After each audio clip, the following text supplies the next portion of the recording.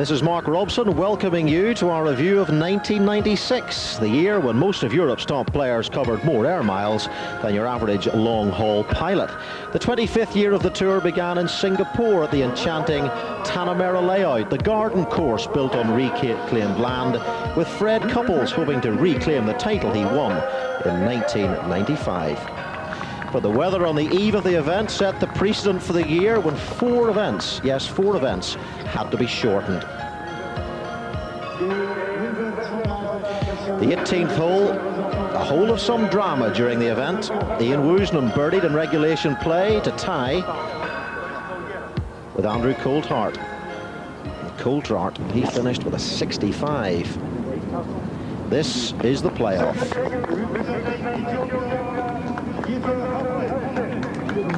Good tee shot from Coulthard, who played so superbly in the Dunhill Cup in 1995. Would this be his breakthrough season? Potential unfulfilled. Now this man had a pretty miserable 95, out of the blocks very quickly indeed in 96, but a pull hook. And surely for Woosnam an impossible shot from there. Man who does not like the heat, he says, but always seems to play pretty well in it. Now the shot that Woosnam is left with. Advantage Coulthard. This was a 5-iron and very much a one-hit wonder.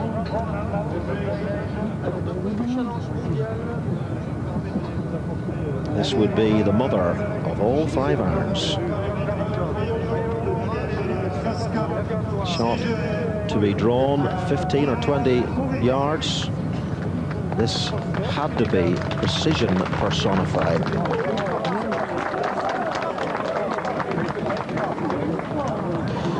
And wasn't that glorious?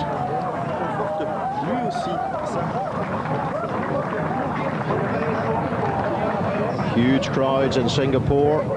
The pot, £600,000. And suddenly, Coulthard is on the back foot.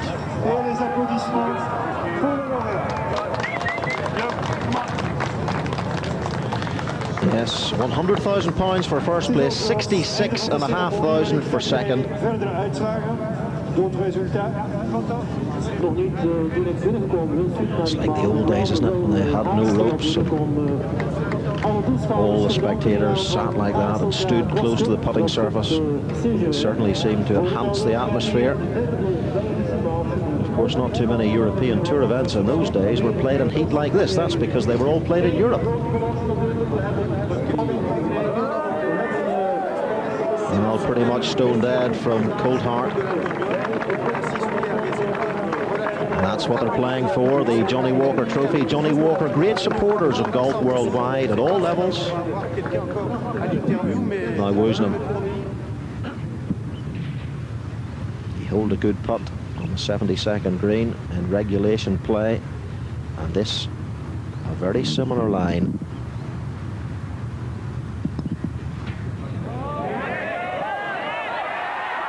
Oh, wow.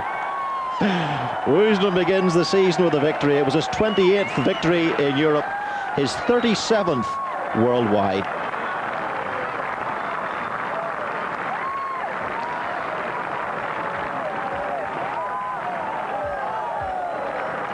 And they appreciate their golf out here in Asia. The return of the legendary rhythm for Woosnam. He worked hard in his leg action through the winter, studying some television footage that he saw of his own swing. And he also won the following week, the Heineken Classic in Perth.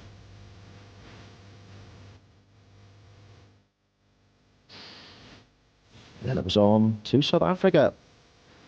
The PGA Championship, and Mandela was there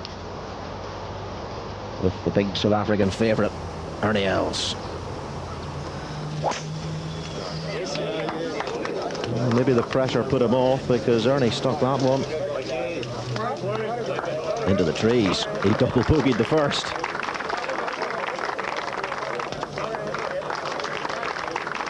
And work to be done. The handshake with Mandela, reminiscent of Francois Pienaar and Mandela before the Rugby World Cup final, of course, in Johannesburg. But this was the man to watch this week, Sven Struver, 63 on Sunday of a storm-lashed tournament. Johannesburg suffered its heaviest rain in 20 years. This was for a par on the 18th. And a big putt for the German. Oh, and you can see the relief. Never won in Europe or on the European Tour. Of course, this is in South Africa. Well, he had a long wait, an overnight wait, to see if any players who had rounds to complete on the Monday could catch him.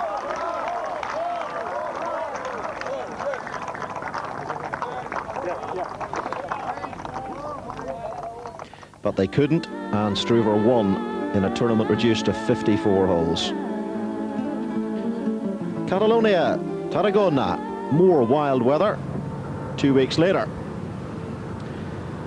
Francis Howley of Ireland. Well, the Irish are pretty used to water, but it's usually coming from the skies, not from the feet up.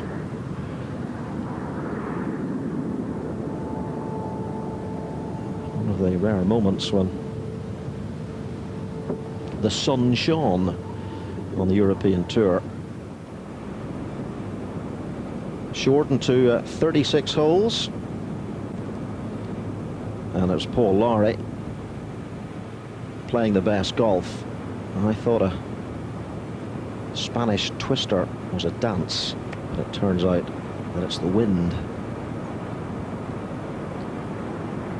2 rounds completed, the tournament only lasting 36 holes, and that for only the second time in European Tour history. But look at this. Well, what a route to the hole that was. Anders Forsbrand of Sweden with an albatross, the only one on the tour all season.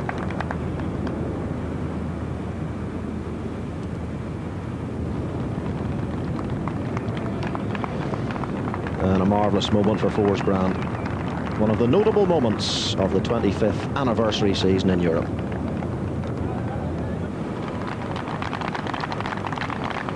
Looked in all the way, didn't it? Easy to say that now.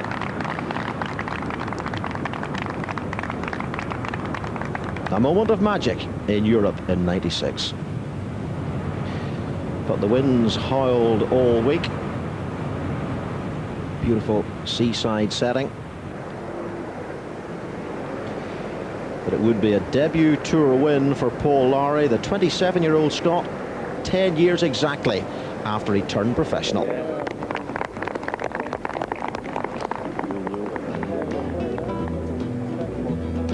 And Paul Lawrie would enjoy a pretty good season after that, after securing his first win, the breakthrough. Well, Peter Hedblom became the third first-time winner a week later in Morocco. Paul Lawrie being the second after that closing round of 70. Next, the desert of Dubai, and Colin Montgomery returned from winter hibernation here, having lost 30 pounds on a diet over the winter. Most athletes indulge in carbohydrate loading in the close season and before the marathons, but Monty, carbohydrate unloading for him. The man at the top of the order of merit, Ian Woosnam. £226,000 to make up on the pound-pilfering Welshman, who'd played 5 events, winning 2 of them.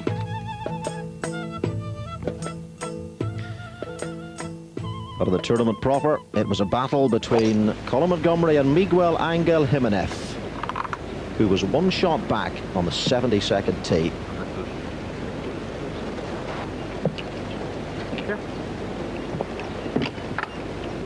Good tee shot from Monty, looking for his 10th European Tour success. He had managed to avoid the figgy pudding over Christmas. Slim and trim was the Scotsman. But Jimenez still very much in the hunt.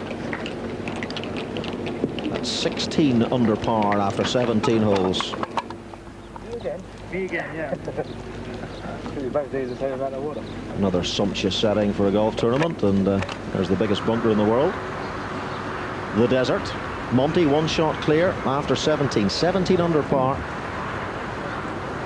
Jimenez one behind Robert Willis of Australia in the clubhouse, and Fred Couples one shot further back. Now 237 yards to the pin, and Monty going for it with the Callaway Big Bertha.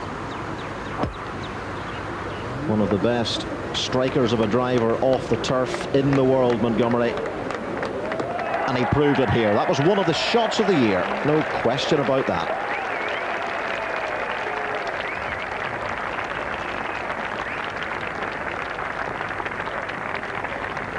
And really that shot settled the tournament,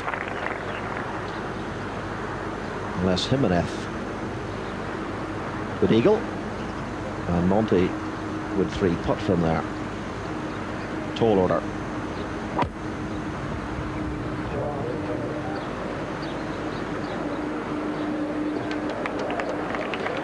Well, it was almost as good a shot, and actually pretty unlucky Jimenez to go through the green. And unless he could hold that, it would be all over. Fred Couples, the winner in 1995. Ernie Els, you remember how he destroyed this course at the Emirates Club in 1994. Eamon Darcy back in 1990, the Irishman. But for Jimenez, this really had to go in.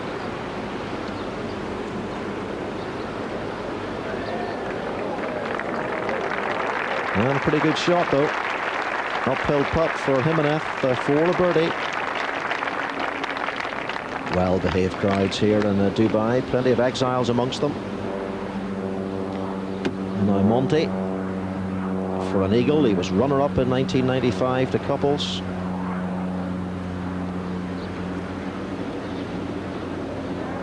And that would be good enough.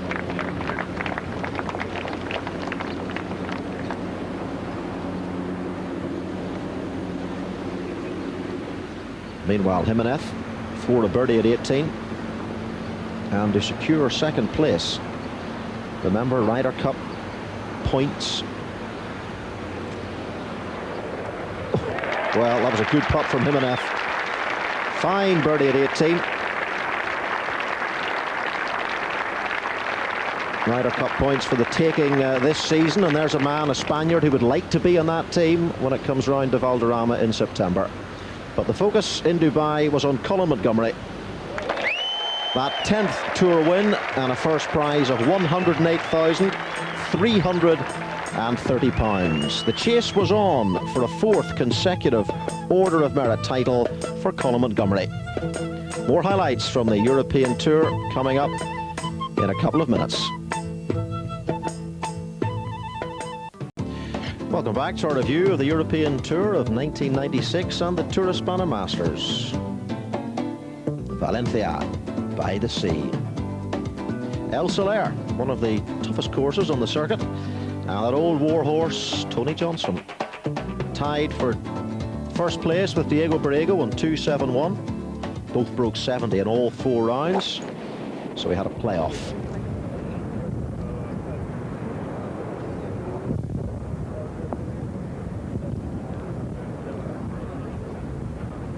Fine tee shot from Tony Johnson, the former winner of the Volvo PGA Championship, and he's been around a bit. Crusty campaigner. And here's one of the new breed, Diego Borrego, the greenkeeper's son from Marbella, and pretty fanatical home support here at the Turespaña Masters for him. Another one of the up-and-coming Spaniards looking to follow in the footsteps of Ballesteros and Jose Maria Olazabal.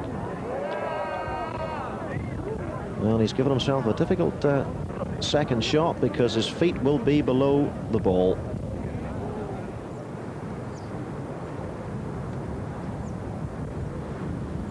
Johnson observing Borrego. In fact, that tee shot of this short hole, not too bad. Stance pretty well unaffected, and a fairly solid pitch shot from Borrego.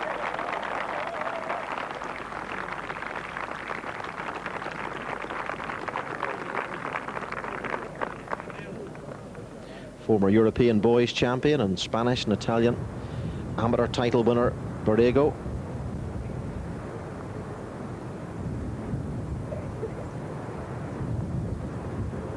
Now Johnson, about 40 feet this putt. Well, that doesn't look as if it's stone dead either.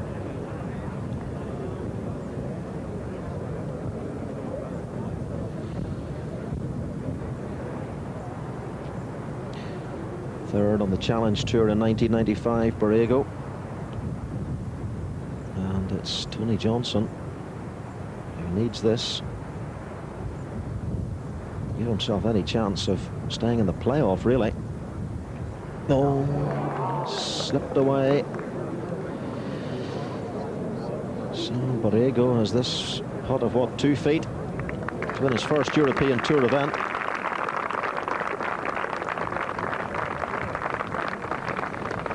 Manuel Pinheiro told Borrego on the eve of the final round, tranquilo, relax.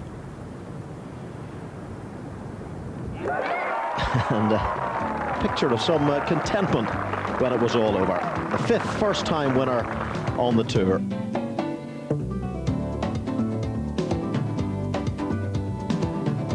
That was the third playoff hole.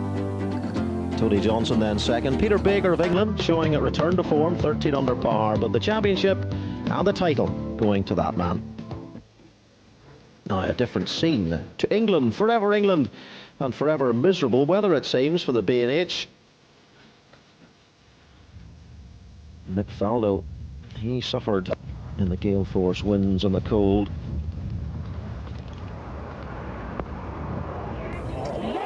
There's a great shot from Faldo there, straight in for a hole-in-one, and that was one of 22 holes-in-one on the tour, but he faded away with an 80 in the final round.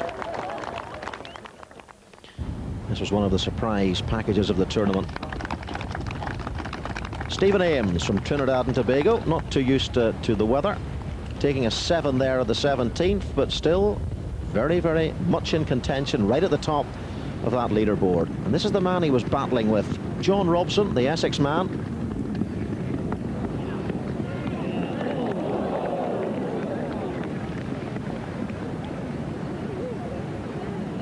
Just getting a bit too much check on that bunker shot. First prize here at the Oxfordshire, £116,660, 77,000 for second place.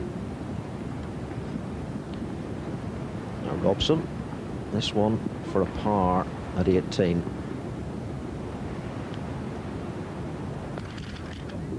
A graduate from the 1994 Challenge Tour. Well, he's still looking pretty good for second place. That certainly takes the pressure off Stephen Ames.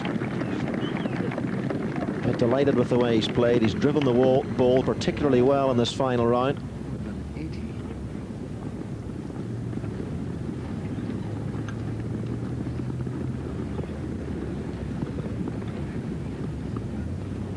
This putt really does need to go in for the cack-handed Robson.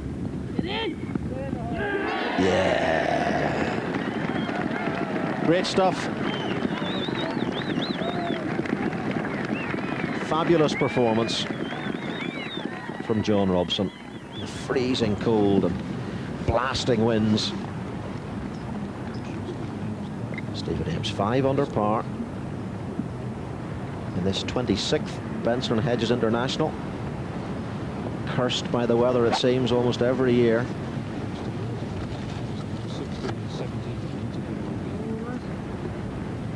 Another excellent iron shot. Considering the conditions, it's a long putt.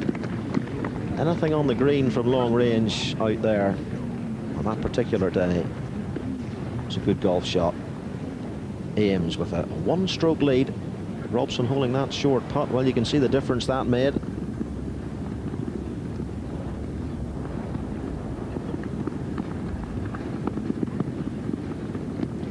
When he won in Lyon 2 years ago, Ames, the conditions were pretty similar. And it's given himself an awful lot of work to do to secure victory.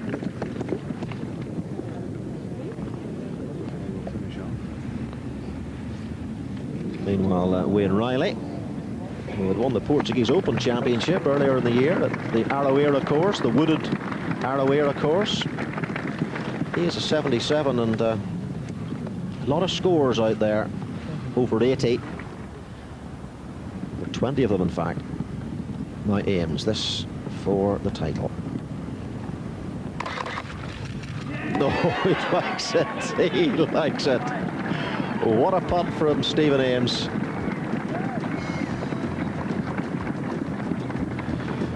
A 72, well, nerves fluttering at 17 after that 7. But victory for him. Well, the weather conditions, the forecast, not good for this season, so come prepared to all European Tour events. This was Nick Faldo.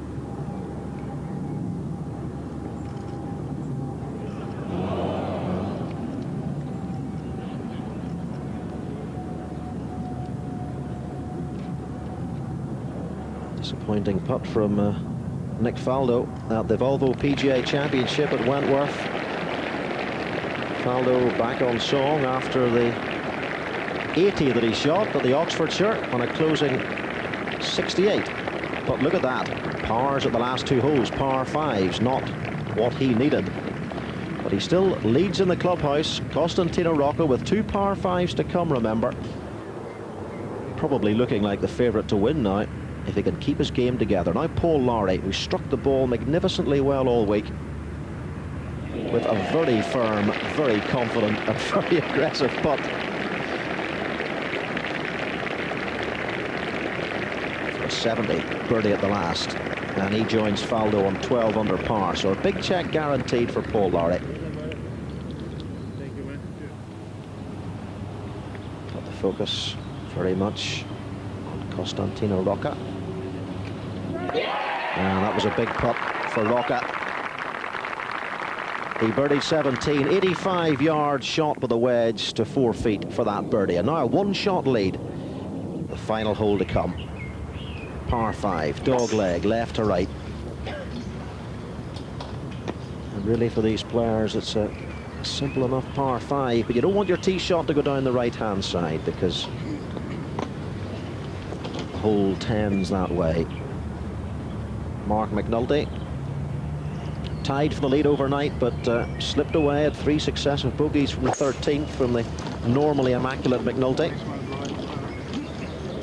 A tournament that saw Langer's record of surviving cups surviving cups, only if the wife throws them. Surviving cuts ended in his 69th tournament. Big first prize here in the PGA Championship, £166,000. Rocca just wants to play this one within wedge distance of the green, somewhere in the throat of the fairway. Not bad. I remember saying at the time in this tournament that for this 3rd shot, Rocca could play to the fat of the green or go for the flag. The old Chinese proverb, wise man never plays leapfrog with unicorn, came to mind. Or would he play for safety? He'll just knock it in with nonchalance at the flag. Beautiful shot.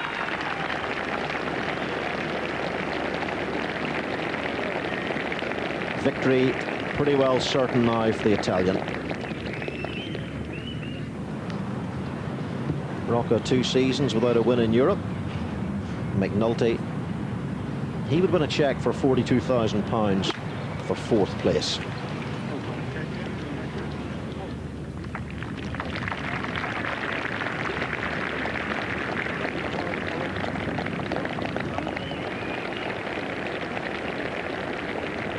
It really had been a memorable Volvo PGA Championship. Tremendous battle on the final day for victory. And Mark McNulty clearing the stage for the inevitable champion, Costantino Rocca.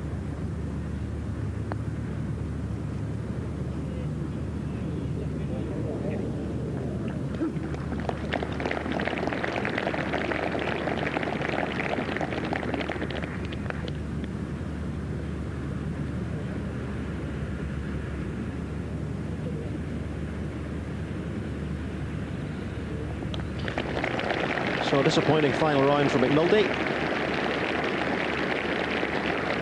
and his playing partner. On the verge of a highly significant victory in his career. Oh, it looks good. Oh, well, Rocca, whose whole golfing persona bubbles over with emotion, the word ecstatic almost underplays the Italian's reaction with the realization of victory. A win that deserved the freedom of the balcony in Vatican Square. And next, the long, cool summer of '96. Welcome back to me, Mark Robson, and our review of the European Golf Tour 1996, and to Germany, the Gut Caton course and the TPC of Europe in Munich.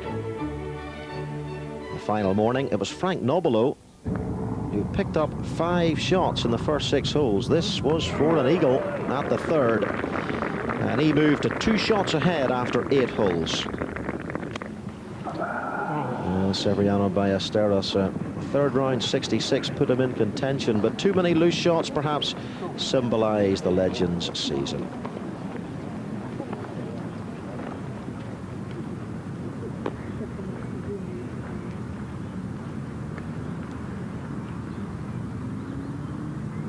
He's been working and fiddling and changing the last few seasons. He's finding the game, or was at the start of the season, certainly pretty frustrating, but still has that magical touch around the greens most of the time. On the 18th, Nobilo on course for a round of 60, well, almost a 63, but, well, a 64, 8 birdies and an eagle in his round. Brilliant stuff. Bernhard Langer winning this in 1983. Of course, he's won so many times on home soil.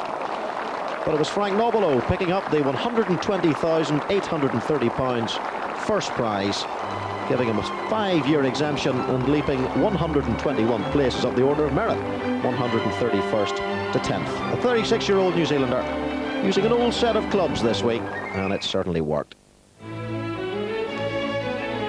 Well, by the time we returned to Germany for the BMW, Robert Allenby had won his first event and Steve Jones had won the US Open. More bad weather, though, tested the patience. Mark Farry, the man who seemed to cope the best. It was the second event of the season, reduced to 36 holes, and appropriately, a 36-year-old won it. After 13 holes in the second round, he led by 2. That's the Volvo ranking after the English Open. Colin Montgomery in first place, having missed the first few tournaments, but catching up and now overtaking Ian Woosnam. Now, a win would take Farry into the top 20 of the order of merit. And a par at the last would be enough to beat the fast finishing left-handed Australian Richard Green. Not for a birdie.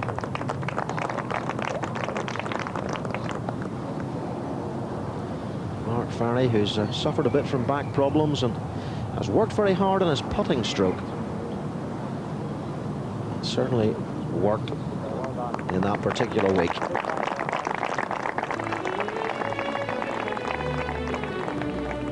So the rain fell, and it was victory for Farry. That's 67 in the second round, including an eagle 2 at the 12th hole. Total of 132, 12 under par, 1 shot clear of Richard Green, with Russell Clayton, rookie Porrick Harrington and David Higgins on 10 under par. Well, it was something that we saw a lot during 1996. Umbrellas hoisted, raindrops falling, but a golden handshake for Farry as the rain tumbled from leaden skies. Much better weather for the French Open at the National Club near Paris. The Senior Continental Open Championship dating back to 1906. Now this one, 2 went to a playoff, Robert Allenby and Bernhard Langer.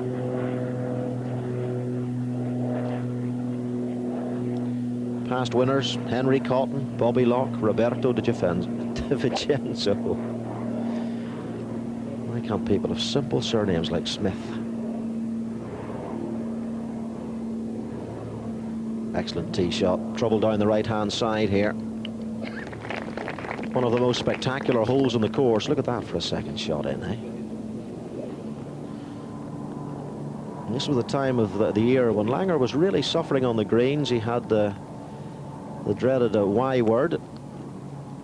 Those of you who don't want to hear it, cover your ears now. And the word is, of course, yips.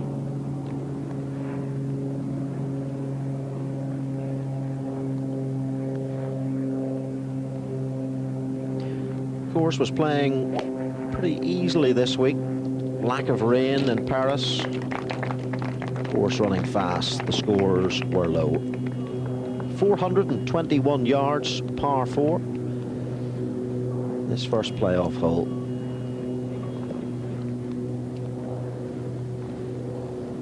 Good check for first place. £100,000, 66,660 for second place.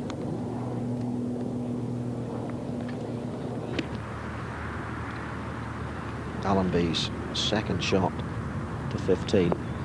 Well, just about clearing the sleepers there. Still, he's safe. He's on the green.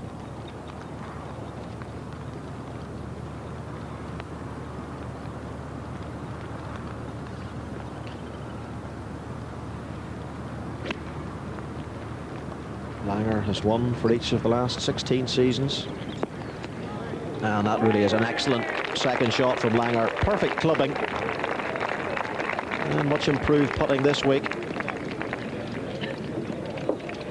Allenby on the verge of becoming the 50th member of the Millionaires Club. 38th in the Sony World Ranking.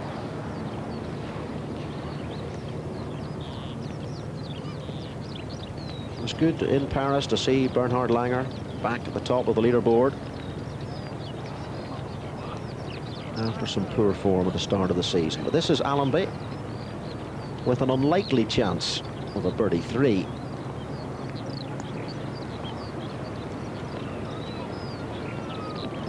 Well, that was certainly one of the most spectacular putts of the 1996 season in Europe. Yeah, we certainly had some exciting moments in playoffs, that's for sure. And Langer stay in the playoff. Well, it was a good roll, it was a good putt. But Allenby it was who won the French Open Championship.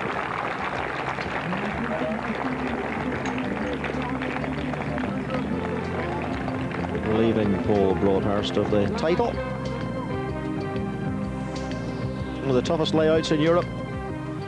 And Robert Allenby, all smiles. Well, that music should tell you where we are next. Murphy's Irish Open, Druids Glen. The Garden of Ireland.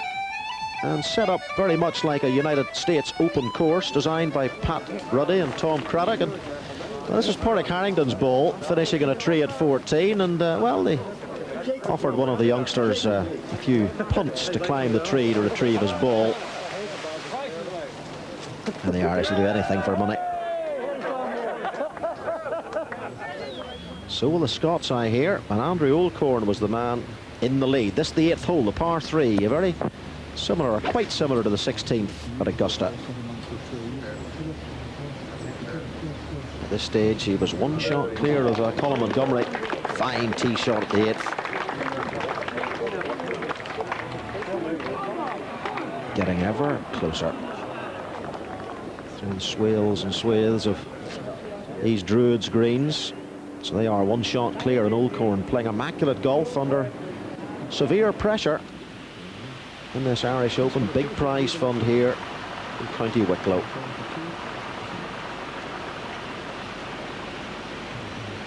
And this putt, oh, gives him a 2-shot lead. And Olcorn, oh, you can see how much that meant to him. And the crowd very much behind him. Montgomery, this is at the 17th, the Island Green, par 3, difficult hole. Monty had to hole it.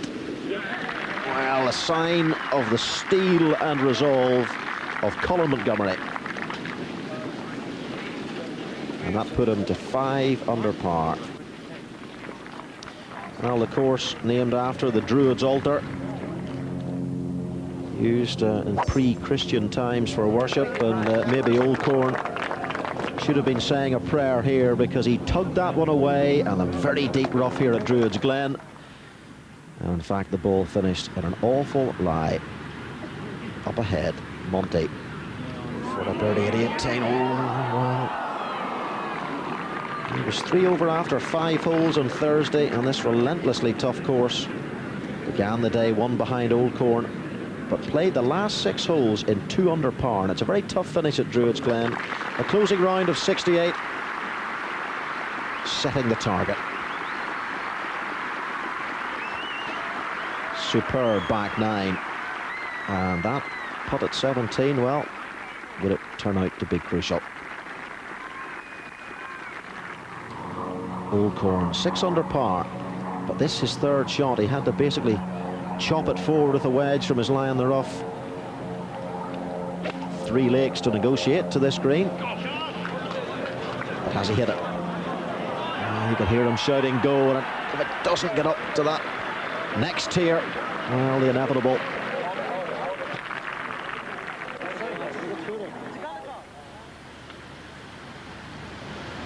Chase for the par 4. Cries of get in.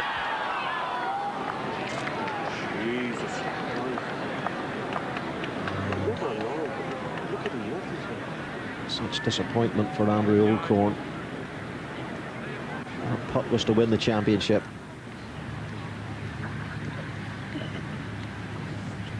Wayne Riley closed with a round of 66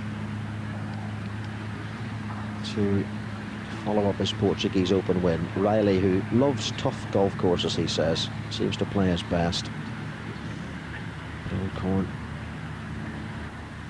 this for a bogey 5 at the last. Oh, it was very tentative. Oh, well, disaster for Old Corn on this 72nd hole. A real anticlimax after playing so beautifully for 71 holes. 70 to finish, but it was Colin Montgomery who took the Irish Open at Druids Glen. £127,000 for him, his 11th Tour win. And the bagpipes of Scotland. And a video nasty to start with. Shield your eyes if you're of a nervous disposition.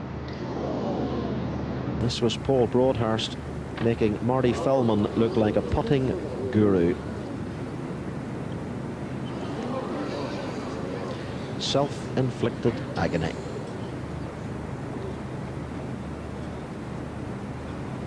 At last, the pain is over.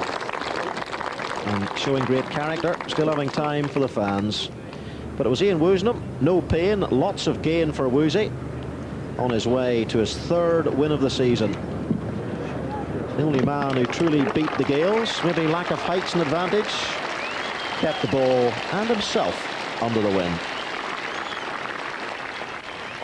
The only 72 hole total over par in 1996 because of the violent winds at Carnoustie. So Woosnam finished 4 clear of Andrew Coulthard. Second time Coulthard was second to Woosie in 96, but a 3rd Scottish Open title for the Welshman. Still second though to Colin Montgomery in the order of merit. And Monty, after a final round of 81 at Carnoustie, disappointing for him. More golf from 96 soon. Well, who would be the ladies' man in Holland? The Dutch Open Championship. This man, perhaps? Mark McNulty? A week after Tom Lehman's Open win at Lytham. And McNulty leading the tournament from the 2nd round. 67-65 he opened with. That's 65 including a back 9 of 29. The 10th time in his career that he'd broken 30 for 9 holes. A nice approach at 18, and that would lead to a birdie at a 66. And a 3-shot lead from Scott Hope, the defending champion, and Frank Nobilo. This is Jean van de Velde, and holding out from the bunker. He set the pace in the clubhouse with a 68. 272. Back out in the course, Raymond Russell, 12 under after 10. Buoyed by the confidence built with victory in the Canon Open. But in trouble at the par 4. And what a recovery shot that was! Another one of the shots of the season from Raymond Russell. Vying for this Rookie of the Year title. But he would finish 5-5, bogey par for third place. This is Scott Hoke at the 12th. Par 5. Oh, I say, that changes the complexion of this tournament. A man who almost won the Masters at Augusta. One shot behind McNulty.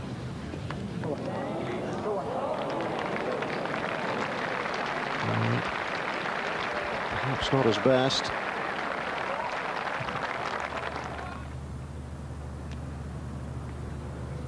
Scott Hoke at the 18th. His third shot. It's pretty good. It's pretty good.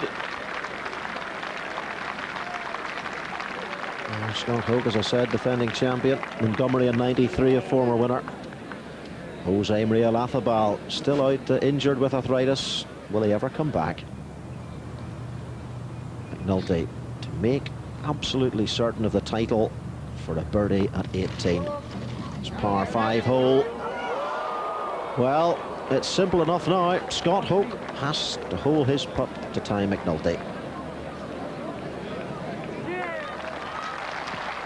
Well, no matter what happens, it's going to be the lowest 72-hole total of the season so far.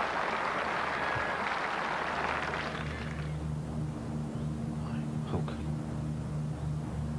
to move this tournament into a playoff. No, he pulled it. He pulled it. A 14th tour win for Mark McNulty, a second of the season. His first win, would you believe, 1979, the Greater Manchester Open. And that moved McNulty, Hoke in second place, up to 4th in the Volvo rankings. The Scandinavian Masters at Force Gardens in Gothenburg in Sweden provided our 10th first-time winner of the season. All three of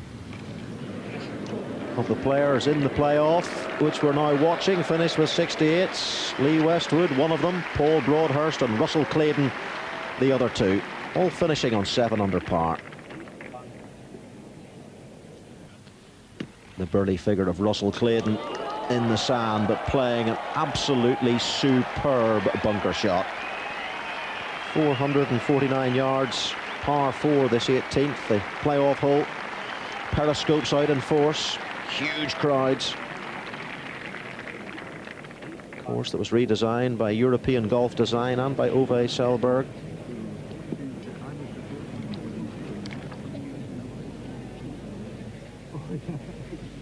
Paul Broadhurst with 4-2 wins. Now this, a 4 par to stay alive in the playoff.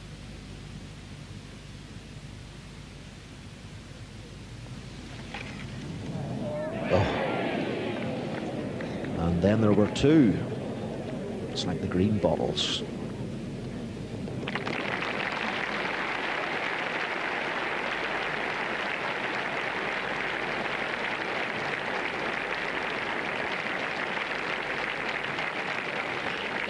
Clayton for the par. And right in the middle. 4 seconds on tour, but no wins as yet for Russell Clayton. Would this be the day?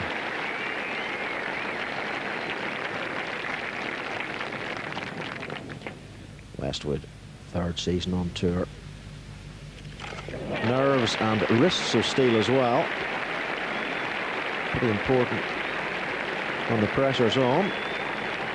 No sign of nerves, and back they go to the 18th tee once again.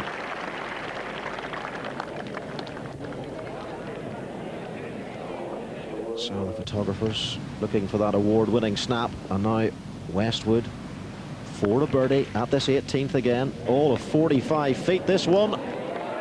Oh, what a finish from Westwood. Absolutely incredible stuff. Westwood showing the guts of an Eastwood in this sundown shootout in Sweden. Well, Russell Clayton, I'm sure he couldn't quite believe that, and this to prevent Westwood from becoming the 10th first-time winner. Well, he gave it a go. Well, that victory moving Westwood up from 16th to 4th in the order of merit for the former England boy, youth and men's international. What a season it has been already for the youngsters on the European Tour.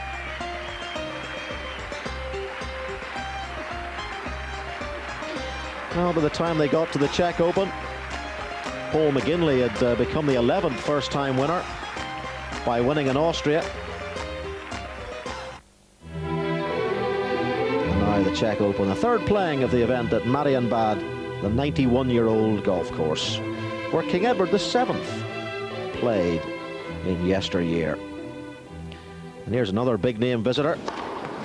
Ivan Lendl was playing as a guest. The only difference is, Ivan, in golf you've only one chance to get the ball in, and it was dropped shots, not drop shots, that seemed to afflict Lendl. But he still played okay. 82, 76, not too bad.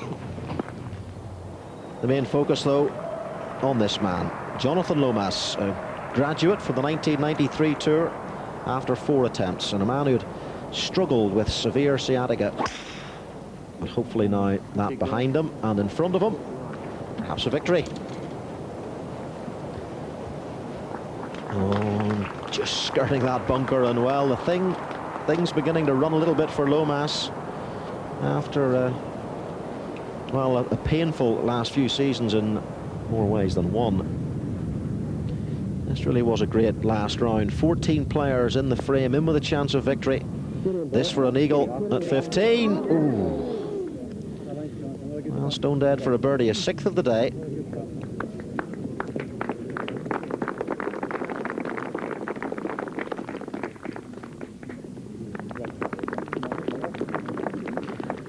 Under par for Lomas, up ahead at the 18th. The 1994 Rookie of the Year, his second shot. Hard to judge from the rough. Oh, what a shot! What a great shot at the 72nd. And an absolutely certain birdie.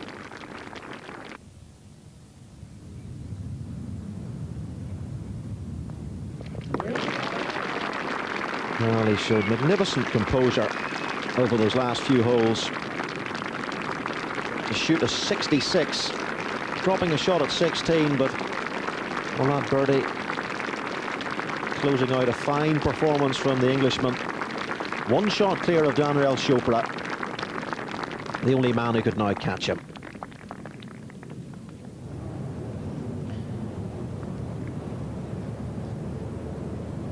Chopra.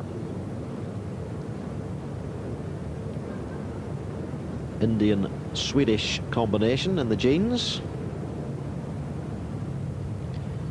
Lee Westwood, by the way, after that Scandinavian Masters win, double bogeyed 16 and 17 to slip back, or he might have won a second tournament. Well, Chopra had to give that one a go.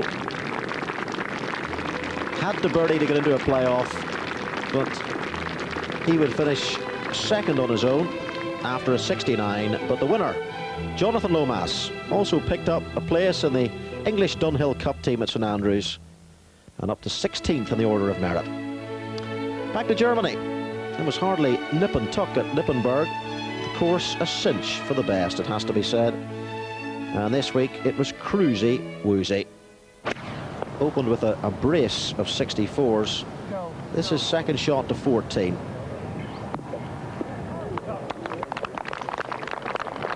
And another beautiful iron shot from Woosnam. The lowest 36-hole aggregate of the season it was. The big hope for the host nation, Thomas Gugler, putting together the best display of his career And his tour card coming into this tournament in jeopardy. He was 138th in the order of merit, but well, he's second place here. But it's really a battle for second at the moment in this third round. And Woosnam, yet another putt goes in. Incredible golf, 20 under par. Well, Googler for an eagle at the 18th. A man who's had 8 visits to the tour school, turned pro 10 years ago. And it was dead on line too. It looks like he'll finish his third round on 14 under par.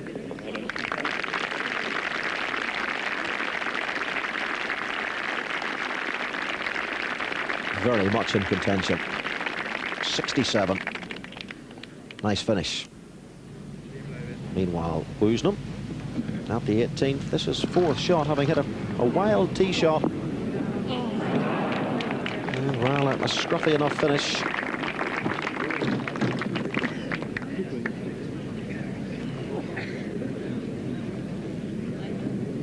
Still plenty of shots in hand. It's Robert Carlson, one of several players to shoot 62 this week. 3 people did, in fact. Gives you an idea as to how the course was playing. Not much growth in the rough was the problem, or one of the problems.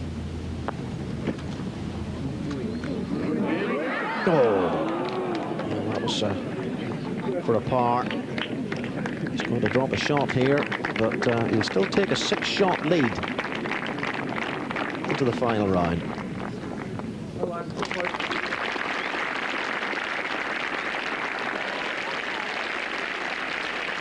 So there you are, 193 the total, tied the lowest 54-hole total on the European Tour. 21 birdies and an eagle from Woosnam, and then we had that.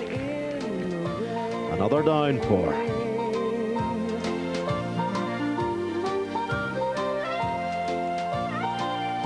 Well, Woosie was disappointed. He wanted to go for an all-time European Tour record, but the victory's the most important thing. His first win in Germany.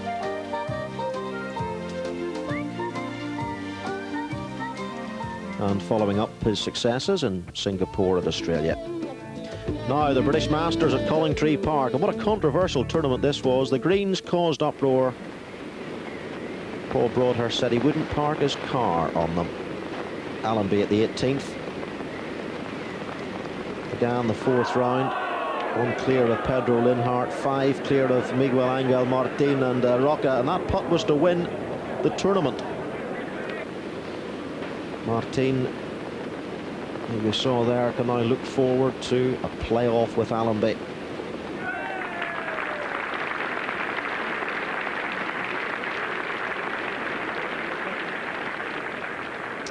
Well, these greens had a surface like an adolescent's face, as bumpy as a mogul field, as somebody said during the week, and caused a meeting of European Tour pros the following week. Lots of complaints to the governing body. And Martin, though, at this playoff hole, finding trouble off the tee, and he would have to chip out from there. And well, Allenby looking favourite now to win, despite that shot, because Martin, this was his 4th shot to the par 5 18th.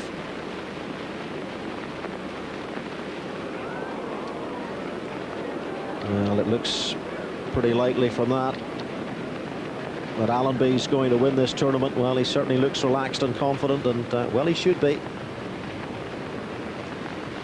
This is the first counting tournament to the Ryder Cup.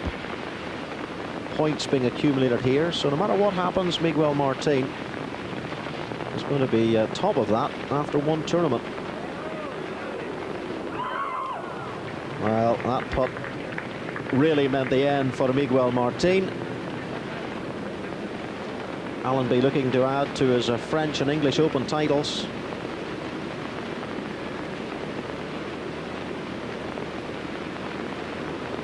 So, 2nd playoff win of the season on its way.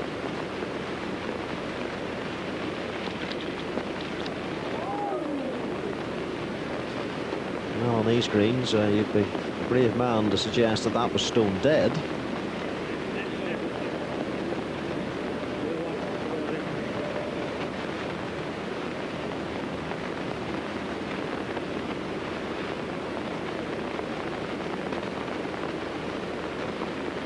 Well, it's definitely over now. Martin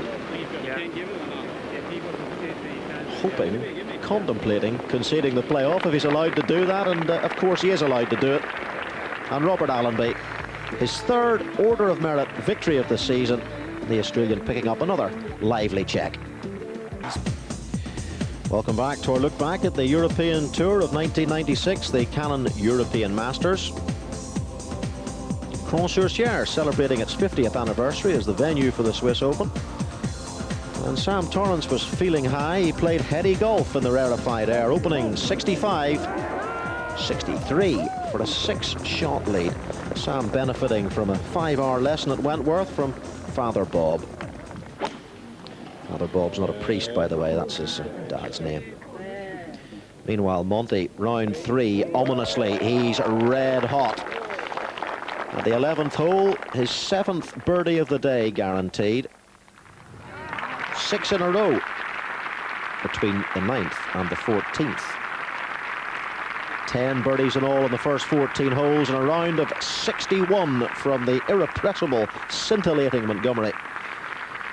Sam Torrance still led, though, after 3 rounds by just 1 shot after shooting 68. So the shootout in the final round between the men who finished 1 and 2 in Europe in '95.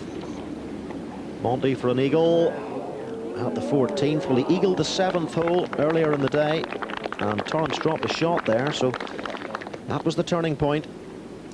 But Sam far from finished. This for his eagle after hitting a 7-wood onto the putting surface.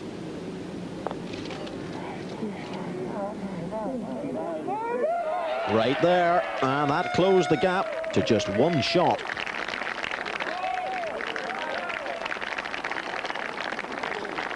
Colin Montgomery, an amazing 21 under par.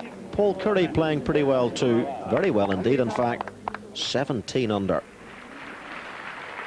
But Monty, well, he birdied the next several holes, and by the time he got to the 18th, he was 24 under. And all set for a 4-shot win. The last 36 holes, a European record of 124, 18 under for 2 rounds, also a record, and a record total of 260 in front of record crowds. Third tournament win of the season for Monty. Torrance closed with 268s, 12 shots worse than Monty. Monty back to #1 in Europe, the best total of the year by 6 shots. And hopefully that would have boosted the recovery of his father, who was recovering from illness. Yes, a real family celebration in the Swiss Alps. To the outskirts of Paris in mid-September. Autumn for the tour began at Saint-Nom-la-Bretèche. Jesper Parnevik playing great golf this week. Monty defending and putting up a pretty good fight. After 3 rounds, Parnevik led by just 1 shot. But Monty made an amazing start. Birdies on the first 5 holes, would you believe?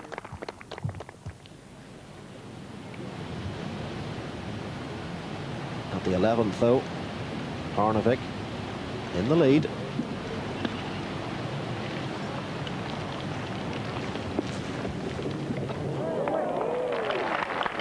Well, he will be if he birdies this one to nip ahead of Montgomery. It's very tight at the top.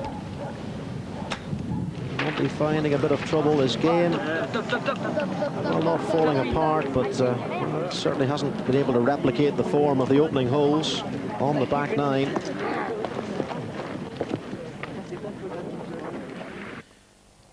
Well, Parnevik, he birdied. Montgomery dropped a shot.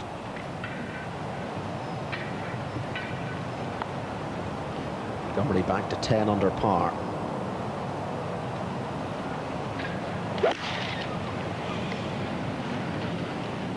Parnevik's Second at 14. Oh, another awesome iron shot from Parnevik.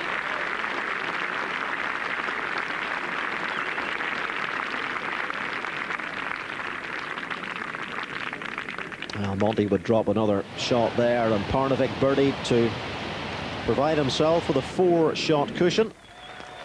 And then he gave a junior impression of Larry Loretti, a Lou grade like Havana cigar. Parnevik about to close out for a 67 and victory over Colin Montgomery. Well, he could afford that bogey at 18. There's only one of the day, and victory by 5 shots for Jesper Parnevik. And Monty insisting that Parnevik must be on the Ryder Cup team. Well, he'll be playing a lot of his golf probably next year in America. A 3rd European Tour title for Parnevik.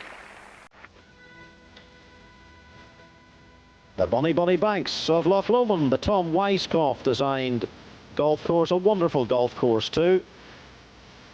After 3 rounds, Jean van de Velde and Thomas Bjorn going for that Rookie of the Year title.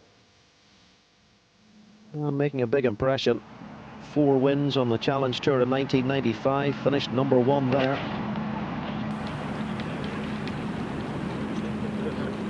Par 5, 13th hole. A hole that cost Ian Woosnam an 8 earlier in the week. 6 under par, Bjorn.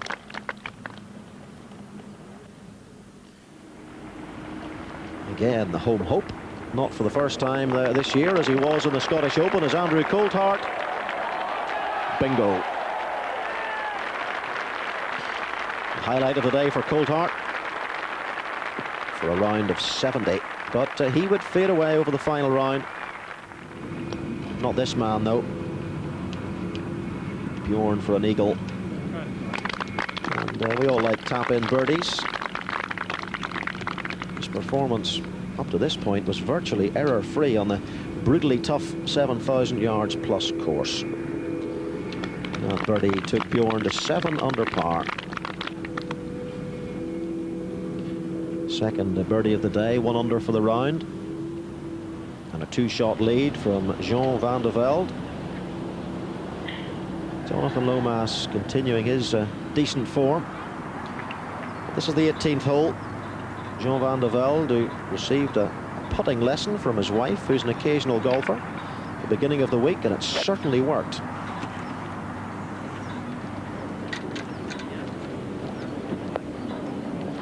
Now, what a great way to finish for van de Velde. At least second place for him, but still a chance of victory. It's up to Bjorn. He needs to make par here to be certain. Van de Velde has a chance for a birdie, good chance too. And as I said, he's been putting pretty well. Oh, what a shot from the Dane. Well, yeah, he received a little note from Brian Laudrup. It was on his locker door on the morning of the final round, just wishing him good luck. And Bjorn said he never met the man, but he's one of his heroes.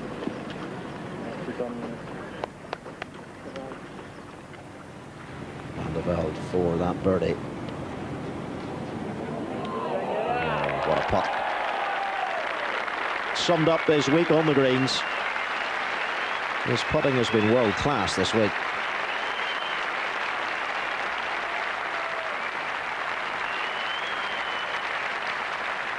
£83,000 assured. But the focus on Thomas Bjorn. 2 putts to win.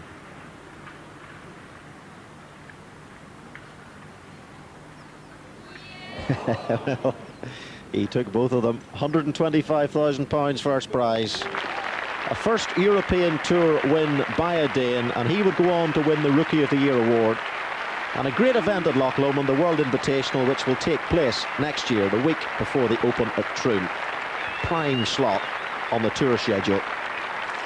Big moment for Thomas Bjorn.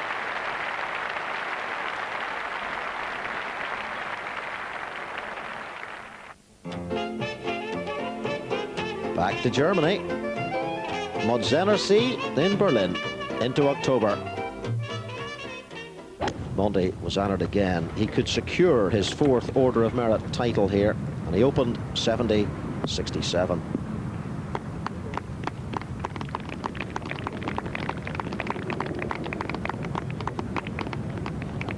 Playing golf like that most of the time. 83 tournaments in Europe for Monty in those 4 years. 12 wins. Ian Woosnam managing a birdie there. But despite that, he missed the cut, and the race for the Order of Merit title was over. Brilliant season for the Welshman, though. 4 wins on tour. Top of the leaderboard, though, it was Mark Davis making a strong run. A blistering final round of 62, the lowest of his career, the ex-Austrian Open champion. Darren Clarke was playing pretty well too. 17th hole, par 3, 148 yards. Well, not his best, difficult pin position. Just quite close to the front fringe. Crucial putt for the Ulsterman, who won the Belgian Open in 1993.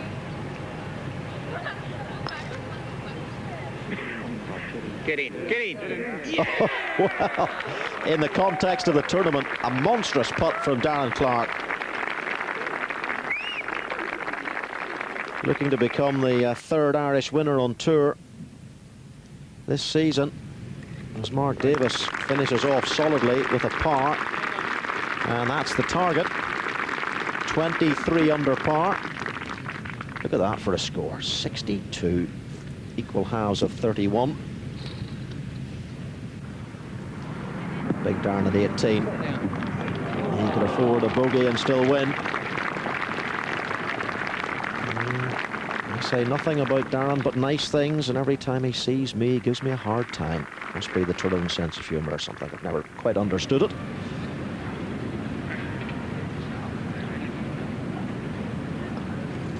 Two putts to win. Oh, well. Dribbles it down, fulfilling his potential. I did say in commentary at Loch Lomond during the year that he would win soon. And for the first time, I was right. Billy Foster shaking his hand, former caddy of Seve. 24 under par, record equaling total. Well done, Darren. The final countdown of the 96 season began on a misty Spanish morning in October, the Volvo Masters.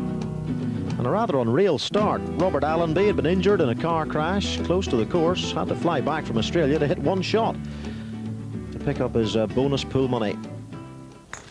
He actually pushed it slightly. I know, because I was there. But he gave all the money to charity. Severiano Ballesteros, though, not in good form. Lost a ball at the 12th here in his opening round. And, well, he was a little bit inundated during the week with questions about the Ryder Cup, which of course will be at Valderrama next year.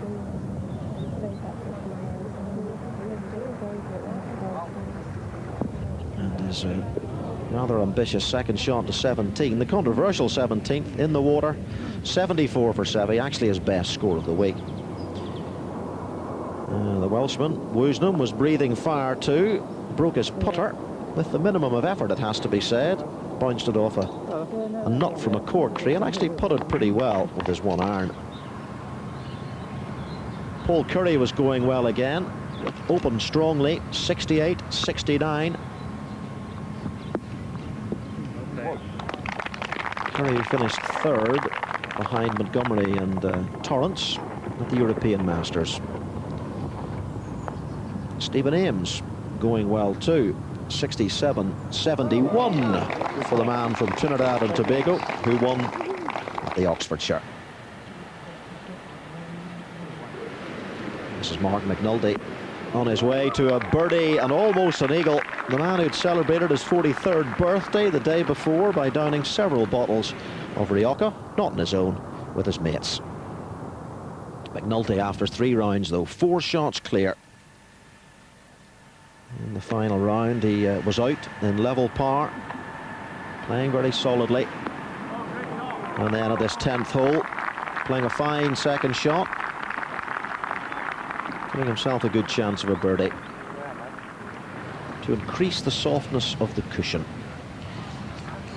Up ahead at the par 5 11th, Jose Caceres, the Argentinian, out in 34, 1 under, but no one really charging at McNulty. A self-taught Argentinian, former caddy. McNulty at this slick 10th. Anything above the hole pretty quick. It's a bit like stopping a bowling ball on an ice rink. And the best way to stop it is by knocking it into the hole, as McNulty did. 6 under par now. Caceres failing to birdie at 11, but a good par from him. He stays 2 under, 4 shots back. Colin Montgomerie, yes, 12 wins in 83 tournaments, as I was touching on earlier, in 4 years as Order of Merit winner. 47 top 10s, only 12 missed cuts, and here he is at 17, this extremely controversial 17th. A lot of chat about it over the week, and it was when things like that happened that people got upset. Can you blame them? Now McNulty's just birdied the 10th. He's put himself in perfect shape for another one at 11.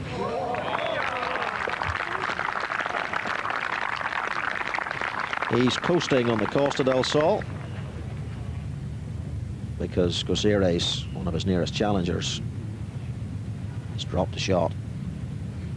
In fact, he would go on to bogey 16 and 18 to drop back into a tie for second place.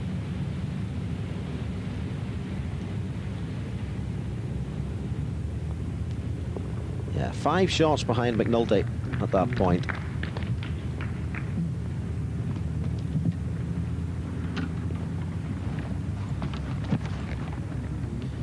McNulty for a birdie at the 11th to go 7 under par and lead by 6.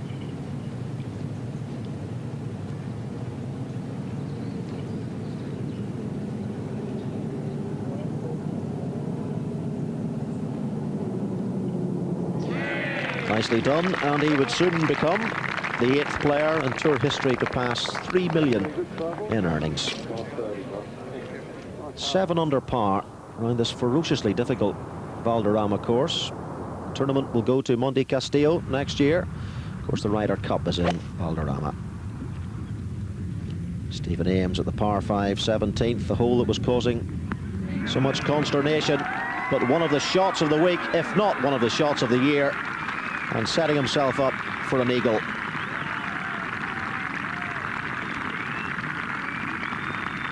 What's all the fuss about? 17.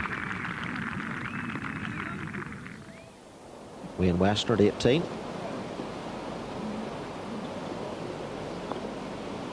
And an equal best of the day, 67. Ross McFarlane, my co-commentator that week, also shot 67. He won the Players' Championship in Durban, you'll remember, Wayne Westner. Now Ames for the eagle. Oh, that's the way to hole it. The pin placing here on the 3rd day was caused a few whispers around the locker room. McNulty still 6 shots clear with 1 hole to play, so he's got it all wrapped up. Good finishing hole this. Difficult tee shot, must be perfectly placed. It'll have a few hearts fluttering, I imagine, in tight matches in the Ryder Cup next year.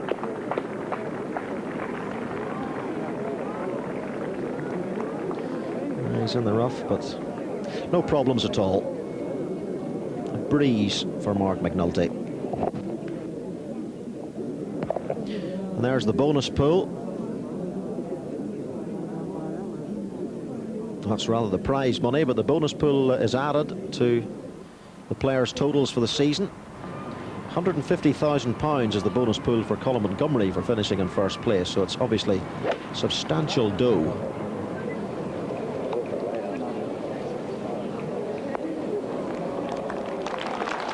Mark McNulty closing out, continuing his impressive golf.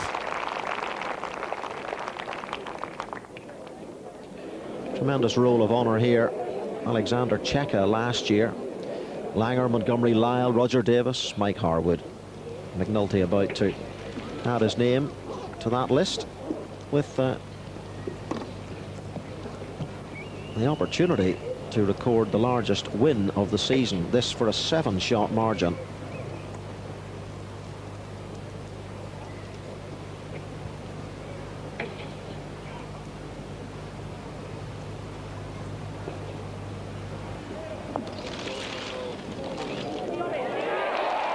The final putt of the 25th anniversary season in Europe, and it's all finished with a birdie and a classic display from Mark McNulty.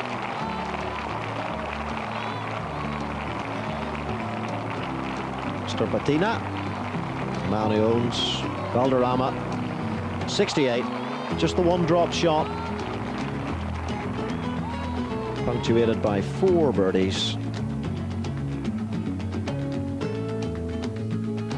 Final time the Volvo Masters will be played at Valderrama. Well, I suppose it could come back in the future, but certainly there'll be a break.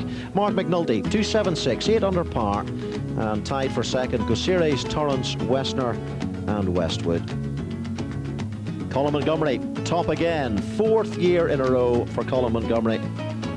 Ian Woosnam, a great season for him in 2nd place, and the injured Robert Allenby in 3rd. But the high priest on the European Tour again, no doubt about it, it's Colin Montgomery. Looking for icon status next year. He'll need a major or two to secure that, though. Well, do have a below par 1997. This is Mark Robson saying, I'll see you on the first tee next year.